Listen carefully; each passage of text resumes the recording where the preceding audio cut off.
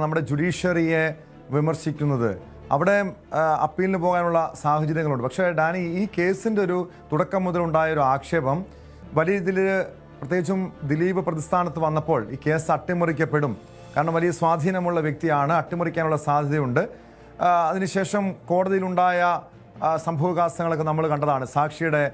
സാക്ഷികളുടെ കൂറുമാറ്റം, അതോടൊപ്പം മെമ്മറി കാർഡിൻ്റെ ഹാഷ് വാല്യൂ മാറിയത്, അങ്ങനെ പല വിവാദങ്ങളും പിന്നെ നിയമ നടപടികളും ഒക്കെ ഉണ്ടായ ഒരു കേസ് കൂടിയാണ്. എന്തായാലും ഈ വിധി വന്ന പശ്ചാത്തലത്തിൽ, ദിലീപിനെ കുറ്റവിമുക്തനാക്കിയ ഒരു പശ്ചാത്തലത്തിൽ പ്രോസിക്യൂഷൻ വളരെ വ്യക്തമാക്കിയിട്ടുണ്ട് വിധിക്കെതിരെ മേൽക്കോടതിയിൽ അപ്പീൽ നൽകുമെന്ന്. അത്തരം നടപടി എന്തായാലും വിധിപ്പകർപ്പ് പൂർണ്ണമായും ലഭിച്ച്, അതായത് ശിക്ഷാവിധിക്ക് ശേഷമായിരിക്കും വിധിപ്പകർപ്പ് ലഭിക്കുക. അതിനുശേഷം എന്ത് നടപടി സ്വീകരിക്കുമെന്ന് പ്രോസിക്യൂഷൻ വ്യക്തമാക്കുമായിരിക്കും അല്ലേ?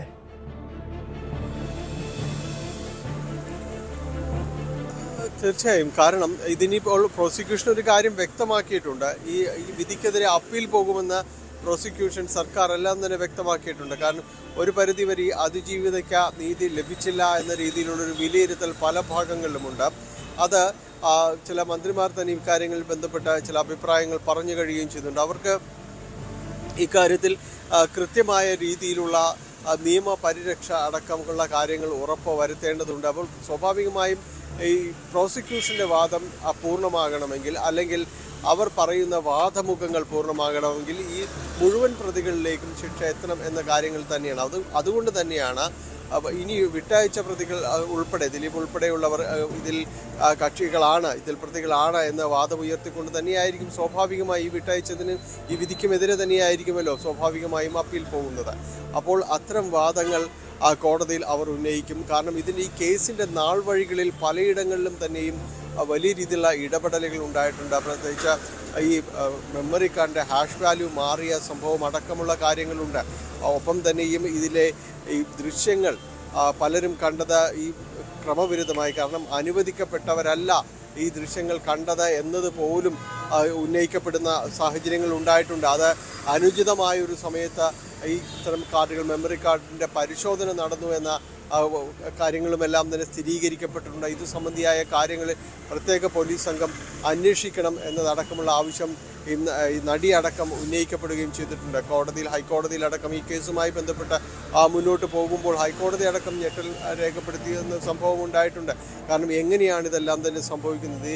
ഈ തെളിവുകൾ കോടതിയിൽ പോലും സുരക്ഷിതമല്ലേ എന്നൊരു ചോദ്യം വലിയ രീതിയിൽ ഉയർത്തപ്പെട്ട ഒരു കേസ് കൂടിയാണിതെന്നത് നമ്മൾ മറന്നുകൂടാ. കാരണം ഇടപെടലുകൾ പല ഭാഗങ്ങളിലും സ്വാധീനിക്കാൻ ശേഷിയുള്ളവരും കഴിവുള്ളവരുമാണ് മറുഭാഗങ്ങളിൽ പ്രതിഭാഗത്തുള്ളവർ. അതുകൊണ്ട് അവരുടെ ഇടപെടൽ ഈ കേസിലുടനീളം ഉണ്ടായിരുന്നു എന്നതടക്കമുള്ള വിമർശനങ്ങൾ വലിയ രീതിയിൽ ഉയർന്ന ഒരു കേസ് കൂടിയായിരുന്നു ഇത്.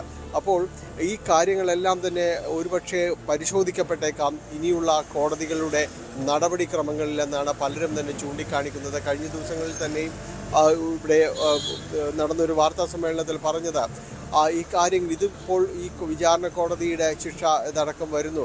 വിട്ടയച്ചവർ പൂർണ്ണമായും വിടുതൽ നേടിയെന്ന് പറയാൻ കഴിയില്ല. കാരണം ഇതിനു മുകളിലും കോടതികളുണ്ടല്ലോ എന്ന് പറയുകയുണ്ട്. ഇപ്പോൾ വിട്ടയച്ചവർ നിരപരാധികൾ എന്ന രീതിയിലേക്ക് ആഘോഷിക്കപ്പെടുന്നതിനോട് യോജിക്കാൻ കഴിയില്ല എന്ന് അഭിപ്രായം പറഞ്ഞത് CPI ജില്ലാ സെക്രട്ടറിയാണ് ഇവിടെ, അതിൻ്റെ അരുൺ പറഞ്ഞതാണ്. അത് കാരണം ഇതിനു മുകളിലും കോടതികളുണ്ട്, ആ കോടതികളിൽ നിന്നും വിധികൾ വരാനുണ്ട് എന്നതടക്കമുള്ള കാര്യങ്ങൾ ചൂണ്ടിക്കാണിക്കപ്പെടുക ചെയ്തിരുന്നു. അപ്പോൾ അത്തരം അഭിപ്രായങ്ങൾ ഈ പൊതുസമൂഹത്തിൽ നിലനിൽക്കുന്നുണ്ട്. ഉത്തരവാദിത്തപ്പെട്ടവർ തന്നെ അത് പറയുന്നുണ്ട്. ഇനിയും കോടതികളുണ്ട്. അപ്പോൾ ഇത് പൂർണ്ണമല്ല, ഇനിയും മുന്നോട്ട് പോകാനുണ്ട് നിയമ പോരാട്ടം. ഇനി ഈ കേസിനെ സംബന്ധിച്ചിടത്തോളം ഉറപ്പായും അതൊരു നിയമ പോരാട്ടത്തിൻ്റെ വഴികൾ തന്നെയാകുമെന്ന കാര്യത്തിൽ ഒരു സംശയവും ആർക്കും വേണ്ടതാനും. അപ്പോൾ ഈ കേസിൽ നാളെ ശിക്ഷാവിധിയിലേക്ക് അടക്കം കടക്കുമ്പോൾ 6 പേർക്കെതിരെ വന്നിട്ടുള്ള കുറ്റങ്ങൾ, അതിൽ അവർക്ക് തെളിയിക്കപ്പെട്ട വസ്തുതകൾ, കാര്യങ്ങൾ, ഇവർക്ക് കടുത്ത ശിക്ഷ നൽകണമെന്ന് പൊതുസമൂഹം ആവശ്യപ്പെടുമ്പോൾ കോടതിയിൽ നിന്ന് പൊതുവിലും അത് തന്നെയാണ് പ്രതീക്ഷിക്കപ്പെടുന്നത്. എങ്കിലും ഇനിയുള്ള നാളുകളും മുഴുവൻ പ്രതികൾക്ക് വേണ്ടി കേസിൽ ചേർക്കപ്പെട്ടവരെ ഈ കേസിൻ്റെ ഭാഗമാണ് എന്ന് തന്നെ കാണിക്കുവാനുള്ള ഒരു പോരാട്ടമായിരിക്കാം ഒരു പക്ഷേ ഇനിയുള്ള ദിവസങ്ങളിൽ നടക്കുക.